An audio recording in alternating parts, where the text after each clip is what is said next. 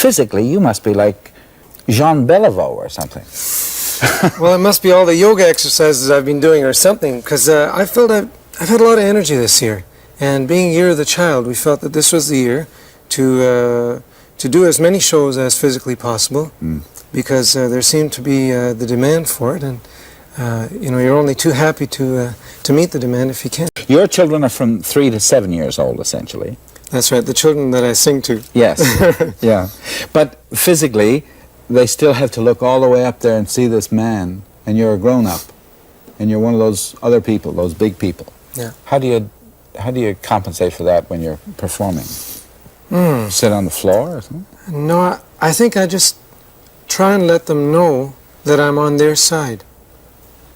That's the most important thing I can do, is build or show my empathy for their situation. I mean, after all, here they are. They're at a very early stage in development, and they need our help. They need our compassion, and I try and treat them with respect, as you would any person, and I think they pick that up.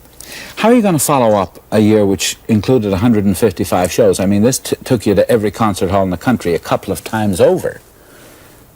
Yeah, I think I'm going to follow it with some rest right off the bat.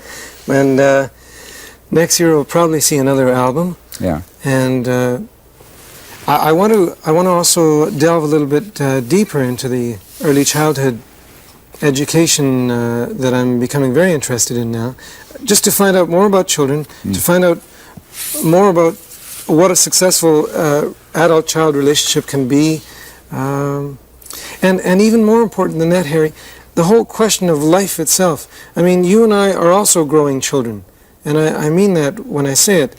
I think of life as growth that doesn't stop. It's just hopefully you keep on growing in some way or another. Hopefully the job that you're in, the activity you're doing, keeps you growing, keeps you stimulated.